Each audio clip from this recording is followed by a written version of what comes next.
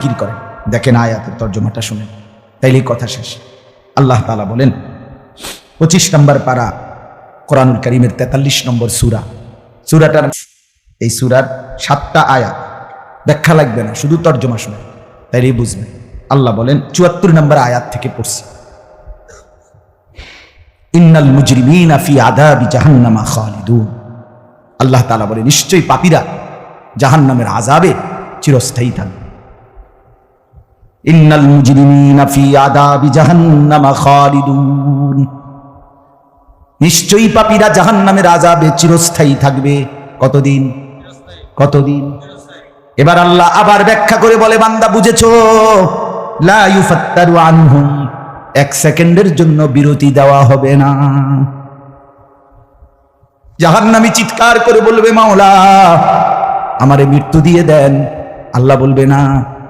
জাহান্নামী বলবে, আল্লাহ একটু সময়ের বিরতি দেন, 10টা মিনিটের বিরতি দেন মাওলা। 24 ঘন্টার আগুন, আমারে 10টা মিনিট একটু আলগা থাকতে দেন, আমি যে আর পারছি না মাওলা, এতটা ভীষণ আযাব আমি যে আর সইতে পারছি না মাওলা, আর পারছি না, আর পারছি না। লা ইউফাত্তারু আনহুম, আল্লাহ বলেন 1 সেকেন্ডের জন্য জাহান্নামের আযাব, আগুন বিরতি দেয়া হবে না। ফাতরা মানে কি নাই? বিরতি নাই। আহুম ফীহি মুবলিসুন, এরপরে আল্লাহ বলেন জাহান্নামী এই দীর্ঘ 24 ঘন্টা অনন্তকাল আযাবের মধ্যে থাকবে। কেমনে থাকবে? মুবলিসুন, বিষণ্ণ হয়ে, উদাস মনে। কোনদিন চেহারায় 1 সেকেন্ডের জন্য হাসি ফুটবে না, কোনদিন আর সুখের নাগাল পাবে না। আজ তো বন্ধু রাত কেটে ভোর হয়, ভোর গিয়ে রাত হয়, অন্ধকার আলো হয়, আলো অন্ধকার হয়। যে হাসে সে কাঁদেও, যে কাঁদে আবার সে হাসেও, ঠিক না? কিন্তু রব্বুল আলামিন বলেন ওয়াহুম ফীহি মুবলিসুন, জাহান্নামীর মন, জাহান্নামীর চেহারা বিষণ্ণ, উদাস, সব সময় হাসিবিহীন থাকবে, কোনো সেকেন্ড হাসতেই পারবে না। এবার আল্লাহ নিজে বলবেন, মলিন চেহারা দেখে জাহান্নামীকে, জাহান্নামীর চিৎকারে আল্লাহ নিজেই বলবেন ওমা যালামনাহুম, জাহান্নামী নাফরমান, আমি কিন্তু তোর উপরে মোটেই জুলুম করি নাই। আমি রাতও দিয়েছি বান্দা, দিন দিয়েছি, আমি সুযোগ দিয়েছি, সময় দিয়েছি। 8টা বাজে এশার আজান হয়েছে, এখন বাজতেছে রাতের 11:30, তাইলে আমি কিন্তু হায়াত 3.5 ঘন্টা তো দিয়েছি। আর 4 এশার নামাজ পড়তে তো 3.5 ঘন্টা সময় লাগে না? লাগে।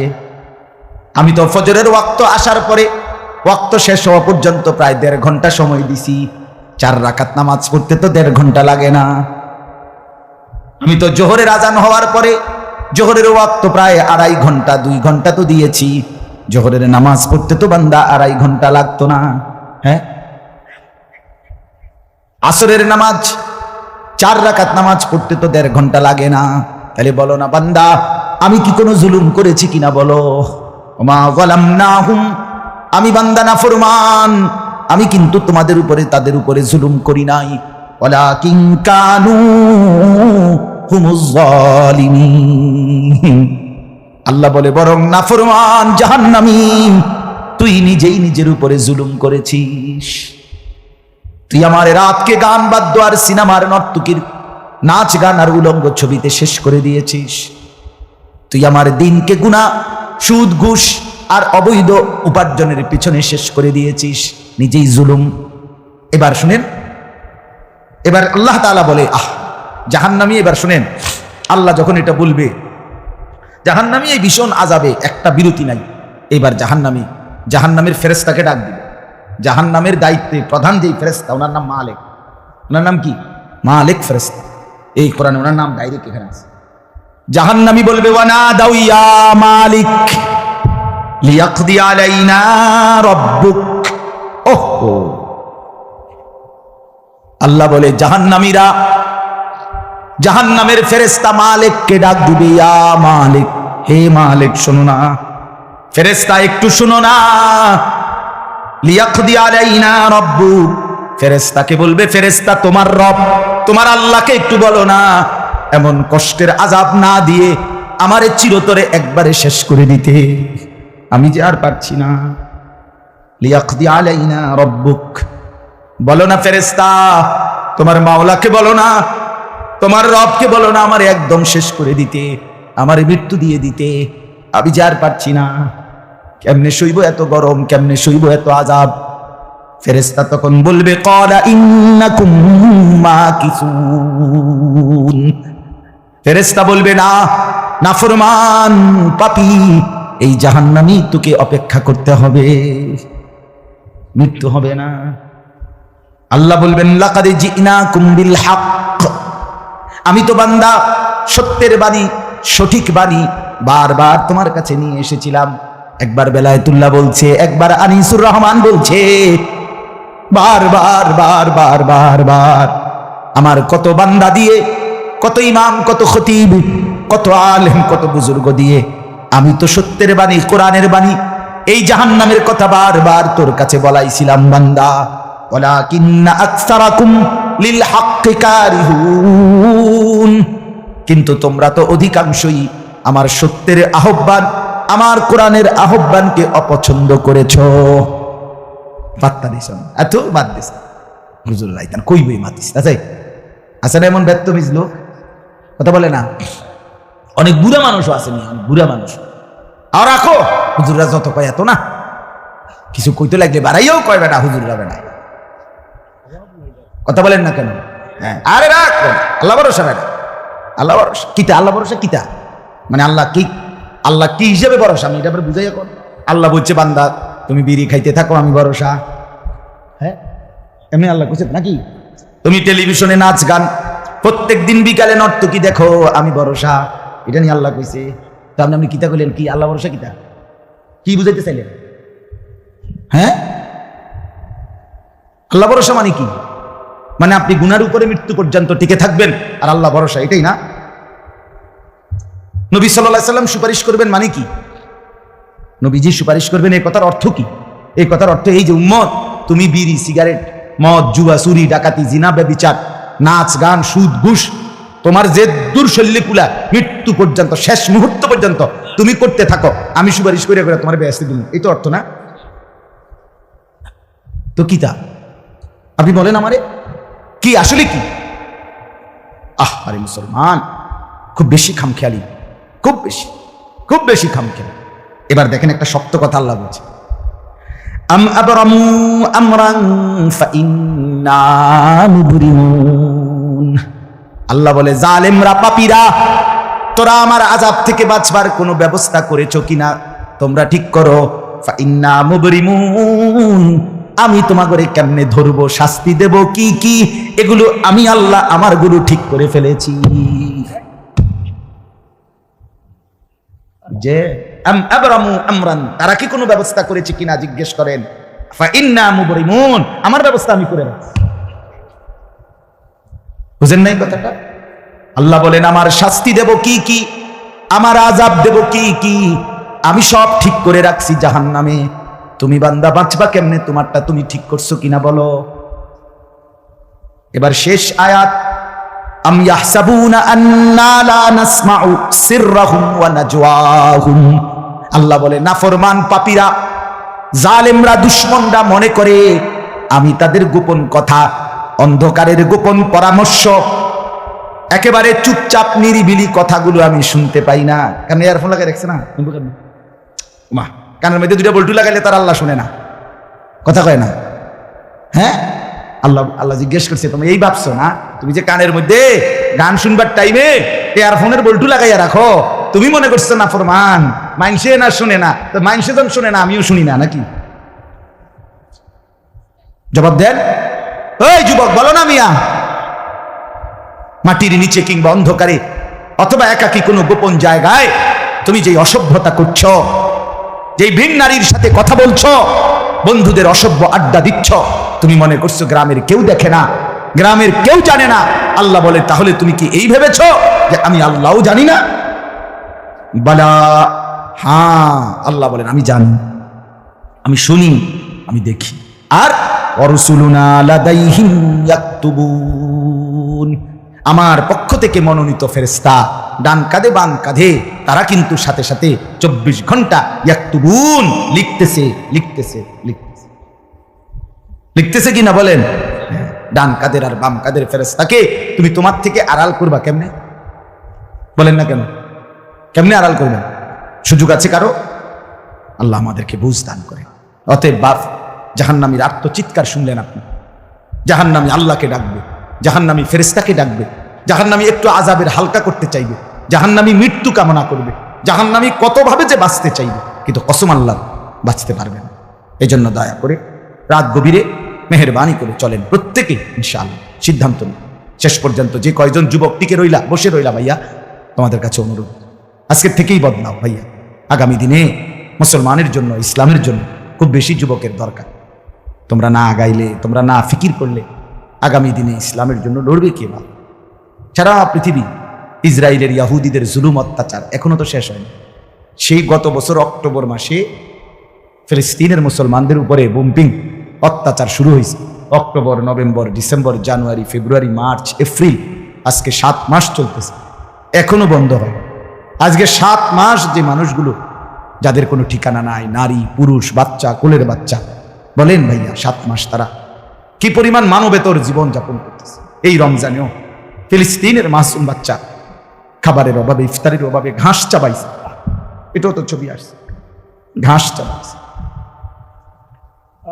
আমার বাচ্চাটা 2.5 বছর, একটা মেয়ে আমার সাথেই ঘুমায় রাত্রে, প্রায় সময় রাত্রে উঠা এই 2 ঘন্টা 2.5 ঘন্টা হঠাৎ উঠে গাবো, পানি ঘামো, পানি ঘামো। আমি সবসময় আমার বালিশের পাশে, খাটের পাশে পানি রাখি হেল লেগে।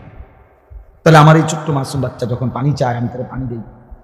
ফিলিস্তিনের এই ছোট বাচ্চা যদি তার মার কাছে পানি চায়, সে মা কোত্থেকে পানি দিবে? হ্যাঁ, আমার ছেলেটা 6 বছর 7 বছরের, ওরা দুইজনে, ছোট মেয়েটা আর এই ছেলেটা সারাক্ষণ বাসায় এই একবার এটা খাই, ওইটা খামো, ওইটা খামো, ওইটা খামো।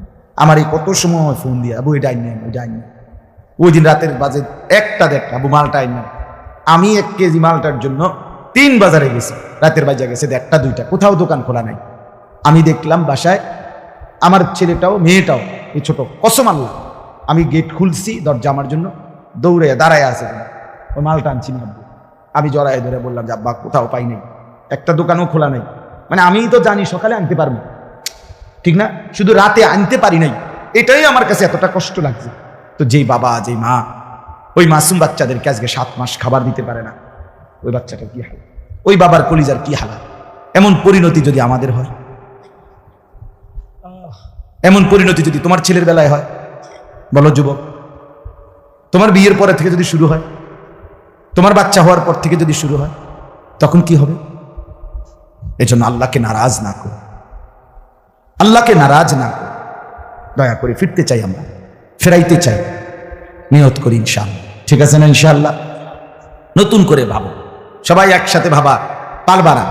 যে যুবকদের ফিকির আছে, বুঝ আছে, দিমাগ আছে, তুমি নামাজ পড়ো, ইনশাআল্লাহ ভালো হবে। তুমি মোবাইল প্রয়োজনে ব্যবহার করো, যার যেটুকু প্রয়োজন এটুকুই বলো। শুধু শুধু নারীর ছবি, নাচ, গান, অস্থির দৃশ্য কোনো দরকার নাই। আর হিম্মত করে নামাজ, মরি বাসি, এত বেজ্জতি কথা শোনার চাইতে, এত কষ্টের চাইতে, পরকালের অশান্তির চাইতে নামাজ পড়বো আমরা। দেখবেন ছেলেরা, তোমরাও হিম্মত করে শুরু করলে 5 ওয়াক্ত নামাজ ওষুধের মতোই মনে করো না, বিষ ওষুধ, তিতা ওষুধের মতো। দেখবে 1টা মাস যদি কেউ একটু জন্মা যে মরি বাসি নামাজ পড়মুই, কসম একসময় এটা মজাদার হয়ে যায়। হ্যাঁ, সেজদা দিলে খুব মজা হয়। সেজদা দিলে বান্দা আল্লাহ পিঠে মাথায় আদর করে হাত বুলায়, খুব আদর করে, আল্লাহ পাক খুশি হয়, বান্দাকে কোলে তুলে নেয়, আদর করে। এই জন্য আমরা দয়া করে ইনশাআল্লাহ নামাজ পড়ি। পর্দার আড়ালের মা বোন যারা আছে, মা আপনি যদি বেপর্দা হন, আপনিও শেষ হইলেন, এলাকার ছেলেগুলোকেও নষ্ট করলেন। একজন বেপর্দা নারী শুধু নিজে গুনাহগার না, সে অসংখ্য মানুষকে পাপে অংশগ্রহণ করায়। এই জন্য একজন বেপর্দা নারী সে সরাসরি জাহান্নামের ফেরিওয়ালা। সে কিসের ফেরিওয়ালা? জাহান্নামের ফেরিওয়ালা। সে জাহান্নামের ফেরিওয়ালা, আগুনের ফেরিওয়ালা। কারণ সে তো তার রূপ যৌবন দেখাইতেছে, ফেরিওয়ালার মতো পিছনে পিছনে ডাকতেছে অসংখ্য যুবককে, দেখো আমাকে, বরবাদ করো নিজেকে, বরবাদ করো নিজের চরিত্র, বরবাদ করো নিজের কবর, বরবাদ করো নিজের আখেরাত, তাহলে সে গুনাহের ফেরিওয়ালা, সে জাহান্নামের ফেরিওয়ালা, সে অসভ্যতার ফেরিওয়ালা। এই জন্য একটি সমাজের মধ্যে সবচেয়ে নিকৃষ্ট বেপর্দা নারী, বেপর্দা নারী। আল্লাহ তাআলা আমাদের মা বোনদেরকেও হেফাজত করে। আজকের মাহফিল যে যুবকরা সাজাইছে, আল্লাহ তাআলা সমস্ত নওজওয়ানদেরকে কবুল করেন। বাস্তবতা হইল আসলে 4-5 মাস, মেন শীত সিজন 4 মাস 5 মাস। এখন 5 মাসে যদি 30 দিন করে হয় তাহলে হলো 150 দিন। যদি প্রতিদিন 2টা করে মাহফিল দিতে হয়, দেওয়া যায়, তাহলে 300 মাহফিল মনে করেন। এখন মাহফিলের কাগজ আমার গাড়িতে এখনো আছে মনে মনে কমপক্ষে 1,500-2,000 এরিয়ামে ফোরে রয়েছে কাগজ, ব্যাগ ভরা এতটি কাগজ। আমি কি করতে পারি? কেমনে দাও, কিভাবে দাও এগুলো? আচ্ছা, সারা বাংলাদেশ তো নবীনগর কি বলে, ঠিক না? বাংলাদেশ মানে তো নবীনগর। আপনি বলেন সারা দেশ থেকে এই মাহফিল নিয়ে কাবজাব, কত মানুষের আবেদন, অনুরোধ, কাকুতি মিনতি। এরপরও আমাদের এই মুফতি বেলায়েতুল্লাহ সাহেব এবং আমাদের এই নবীনগর এসআর মসজিদের ইমাম মকবুল ভাই, মৌলানা মকবুল সাহেব, এরা সবচেয়ে বেশি মাহফিলেই কম না। আলহামদুলিল্লাহ, আমি চেষ্টা করছি, ওনাদেরকে অনেকগুলো মাহফিল দিচ্ছি, আরো দেওয়ার ফিকির আছে, কিন্তু আসলে সময় একদমই অল্প, মূলত খুব বেশি ডেট নাই, কুলাম যায় না। এই জন্য এই সময় দিতে হচ্ছে। ওই ভাই ইমাম সাহেব অনেক অনুরোধ করছে, আমারও মনে আছে, ওখানে বারবার বেশি অনুরোধ করছে। এই জন্য যাক, আল্লাহর দয়া আসা হয়েছে। আমিও আপনাদের জন্য দোয়া করি, আপনারাও আমার জন্য দোয়া করবেন। আল্লাহ তাআলা আমাদের সবাইকে মিলেমিশে দ্বীনের কাজে অংশগ্রহণ করার তৌফিক দান করেন। আমিন। দোয়া করুন, আল্লাহ কবুল করেন।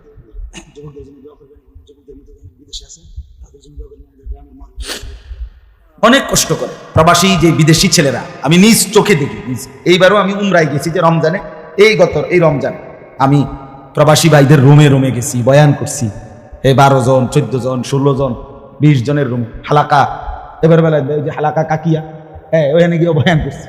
এবার এই আমগো প্রবাসী বাংলাদেশি ভাই, আর এই অনেক কষ্ট করে, 12 ঘন্টা 14 ঘন্টা ডিউটি করে। হ্যাঁ, এরপরে আপনার এই ছোট্ট একটা রুমের মধ্যে 14 জন 16 জন একসাথে ঘুমায়, নিজেরা রান্না করে খায়, নিজেরা।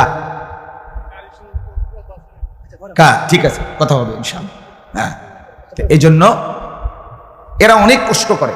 এই কসবার এক ছেলে, আমি এক মাস এবার আমার এইবার রমজানে জড়ায় ধরা আমার কানছে অনেক, বিদেশ মক্কা।